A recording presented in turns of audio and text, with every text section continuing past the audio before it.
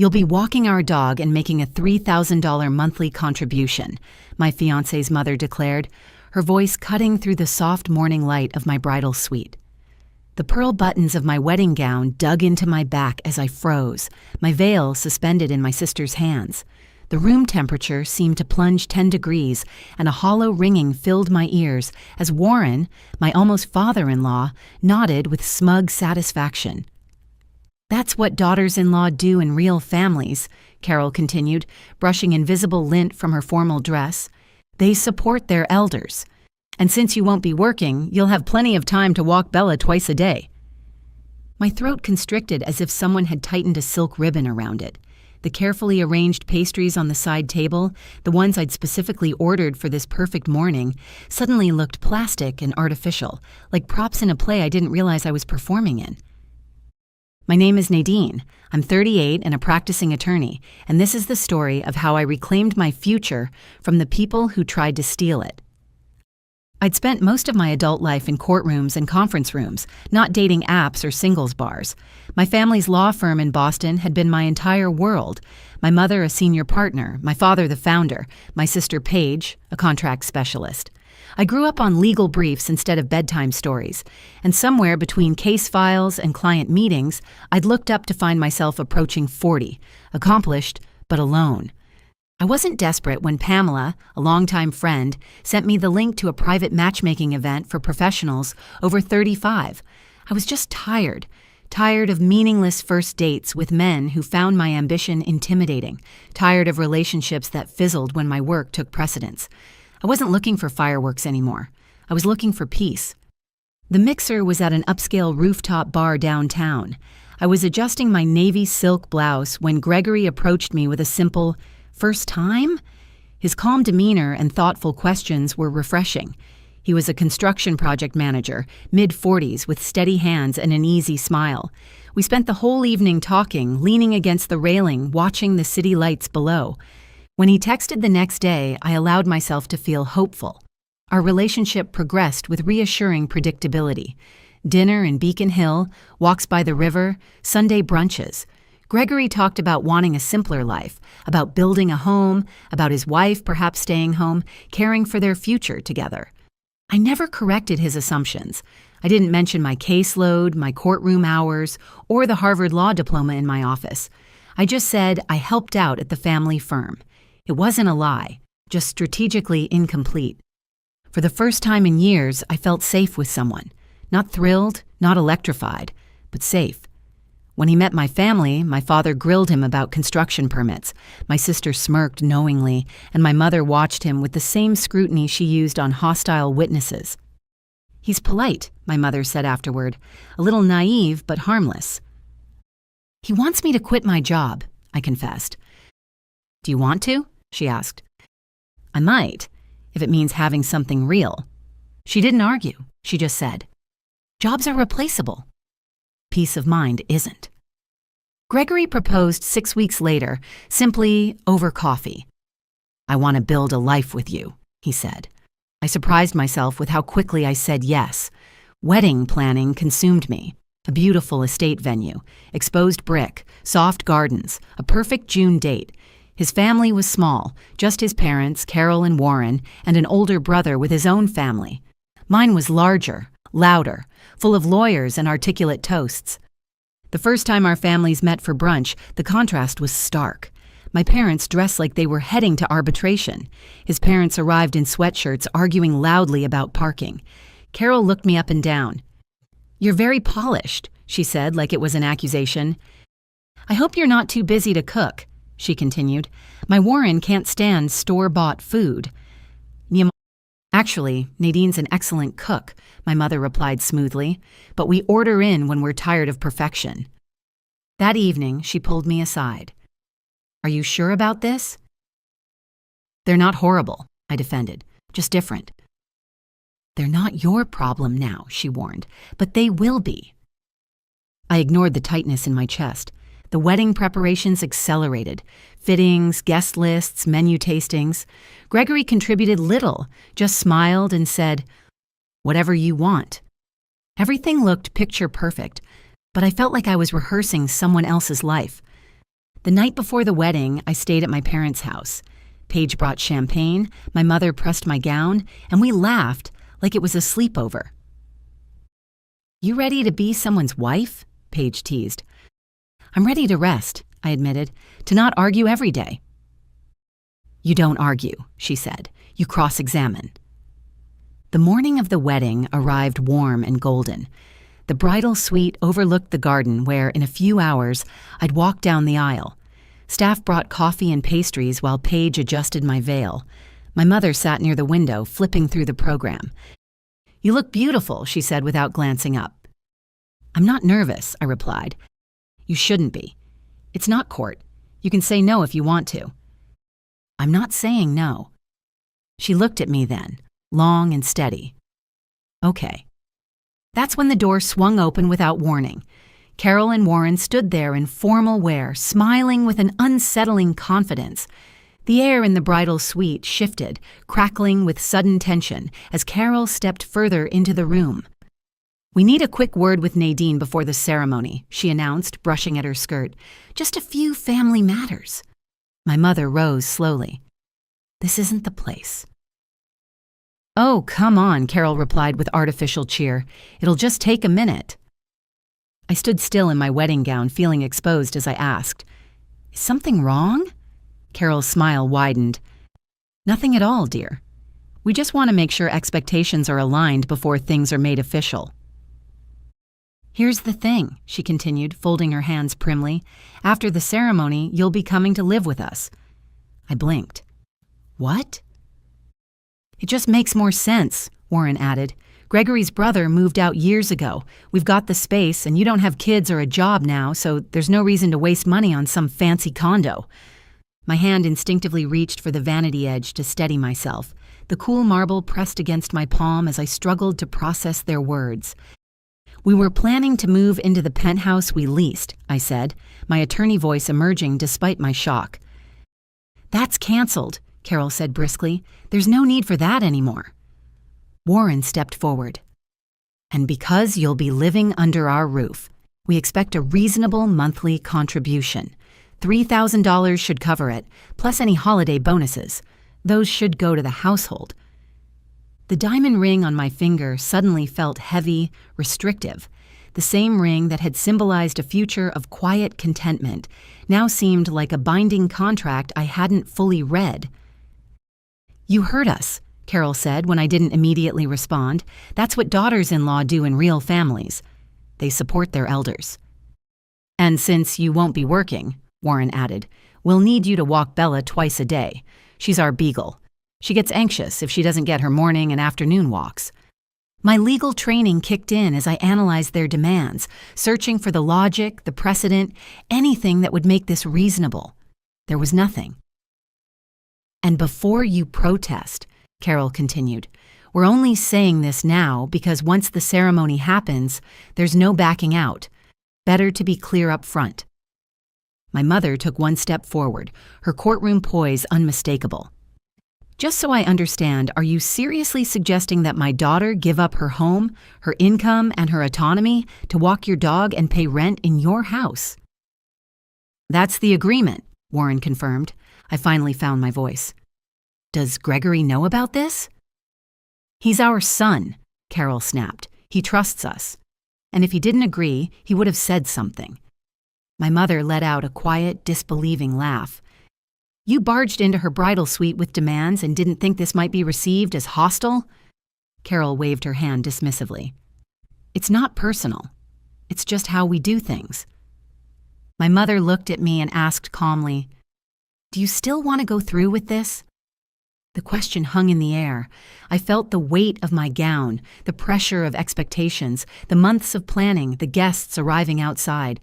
But beneath all that, something cold and clear crystallized in my mind. "No," I said. "No, I don't." Carol's face dropped. "Excuse me." My mother gently placed her hand on my back. "Let's go." Warren's voice rose. "You're really walking away from this?" "From Gregory," I clarified. "I'm walking away from you." "You think you can embarrass us and get away with it?" Carol snapped. "We'll sue for damages. We'll ruin your reputation." My pulse quickened, but not from fear, from something like exhilaration. After months of muting myself, of fitting into someone else's vision, my professional instincts roared back to life. "You're welcome to try," my mother said, her voice like steel, "but I should probably tell you our entire family are attorneys." "And if you'd like to test the law on the matter of coercion," I added, "go ahead." I watched their mouths tighten in unison. "Have a wonderful afternoon," my mother said. "We're done here." We walked out of that bridal suite without another word. I changed in silence, barely hearing my mother on the phone canceling arrangements. Paige drove us back to the city, and for a full hour, no one spoke. Gregory called that night. "I didn't know," he insisted. "I swear I didn't approve any of that. My mom, she just—" "But you didn't stop it," I interrupted. "You let them take over. You gave them permission without saying a word." "I didn't know what they were planning." "You didn't ask." The realization cut through me. You never ask. Silence filled the line. "I'm sorry," he eventually said. "I didn't want to lose you." "You lost me the second you stood behind them instead of beside me." I blocked his number that night. I thought that would be the end of it. But Paige had other plans. Apparently, while helping me get dressed that morning, she'd left her phone on the table recording. Not intentionally. She'd been using the camera to capture candid shots of me adjusting my dress. But it had caught everything. Carol's demands, Warren's smug agreement, the full, unfiltered confrontation. And Paige, my brilliant sister, didn't waste a second. By the time the wedding guests had taken their seats, wondering why the ceremony hadn't started, she had connected her phone to the estate's AV system.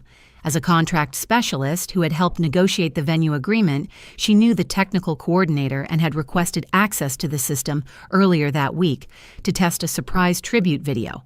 The staff tried to stop her, but she just said, "Trust me, this needs to be seen." The lights dimmed and the video played.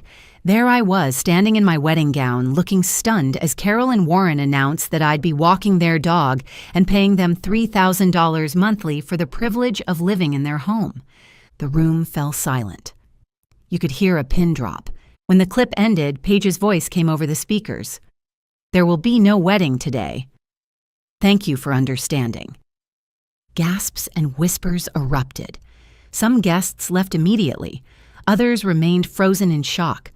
I wasn't there to witness it, but I heard about it from several cousins, 2 friends, and the florist. It was the most memorable wedding that never happened, and the most satisfying moment I never saw with my own eyes. The next morning, I sat at my parents' kitchen table in a t-shirt, barefoot, sipping the burnt coffee my father had brewed at 6 a.m. The silence wasn't tense, just heavy with what almost was. My mother came in carrying a yellow folder and dropped it beside me. "What's this?" I asked. "Breakdown of what they owe us." I flipped it open. The total was brutal. Venue cancellation fees, catering, flowers, hair and makeup, photographer deposits, transportation, custom signage. It added up to more than I wanted to admit. "We'll invoice them formally," she said, "with the video as supporting evidence. If they refuse, we take it to small claims court." I looked up. "We're really doing this?" She arched one eyebrow. "You think we're letting them walk away clean after what they did?" Fair enough. That afternoon, I signed the demand letter. A courier delivered it by hand to their home the next morning. By noon, Gregory's family lawyer called to negotiate. They tried to offer half. We declined. By Friday, they agreed to pay everything in full. No lawsuit, no fuss, on the condition that we signed a non-disparagement clause. We added one sentence. The non-disparagement clause applies to public interviews and commercial publications. Private conversations and legally obtained recordings are exempt. They signed it. The payment arrived by certified check the following week, and I received confirmation from our bank that it had cleared. The matter was financially settled, though the emotional aftermath lingered. I never spoke to Gregory again, not in person, not by phone. Just one final email from him titled, "I'm sorry," full of excuses. I didn't know they'd do that. I didn't think it would go that far. I thought you'd be flexible. I love you. I wanted us to work. I read it once, then deleted it. You don't get to love someone while silently watching them be dismantled. You don't get to stay neutral in a war your parents start. Weeks passed, then months. I returned to work on a Tuesday, skipped lunch for a hearing, picked up extra clients, stayed late every night. At first, it was about distraction, but slowly, I felt more like myself again. One afternoon in October, a familiar name appeared on our case intake list, Martin. We'd gone to law school together. Same study group, same brutal torts professor. We'd both passed the bar early, both too proud to admit how much we pushed each other. I hadn't seen him in nearly 10 years. When he walked into the conference room, I did a double take. "You got taller," I said. "You got famous," he replied. "My cousin sent me a clip of your wedding video." I groaned. "Please don't quote it." "I won't." But between the legal takedown and the exit dress, that was iconic. I learned later that several guests had recorded portions of Paige's video reveal on their phones, and clips had circulated among friends and family.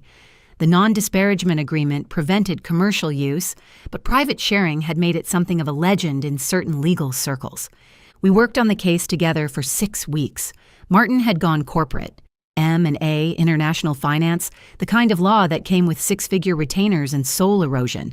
But he still had fire, still challenged everything I said, still argued for sport. I loved it. One night, after winning a particularly complicated arbitration, he asked, "Do you ever think maybe the real tragedy isn't when something ends, but when it almost begins?" I stared at him. "Are you asking me on a date or quoting your therapist?" "Both," he said. We started slow, dinners, museum nights, a weekend in Cape Cod. He asked my father for permission to sit at his poker table. My sister ran background checks on him for fun. My mother invited him to Sunday dinners and waited to see if he reached for his wallet. He did. A year later, he proposed. Not on one knee, not with fanfare. We were on the couch, exhausted from depositions, splitting Chinese takeout, when he handed me a ring box. "If you're willing," he said, "I'd really like to be the one who's on your side when the next storm hits." I didn't cry. I just said, "Finally." We married quietly in the Boston Public Garden. No guests, no speeches, just vows, papers, and a photographer we hired on Craigslist. The next day, we went back to work. 2 years later, we sat on a picnic blanket in the park while our daughter, Lily, chased bubbles across the grass. She had Martin's curls and my analytical stare. She was fearless and loud and laughed like she'd invented joy. As she ran in circles, Martin handed me a bottle of water. "You're staring," he said. "I'm thinking," I replied. "Dangerous." "I'm thinking about how close I came to giving it all away." He smiled. "You mean the dog walking arrangement?" "Exactly. And the rent. And the beagle." He leaned back on one arm. "Would have been tragic. You would have lasted 2 days before setting fire to the living room rug." I laughed. That's when I saw him, Gregory. He was across the park holding the hand of a woman with kind eyes. They had a baby in a carrier, a toddler trailing behind with a juice pouch. They looked fine, peaceful, average. He saw me. I nodded once. He nodded back. Nothing more. Martin glanced over.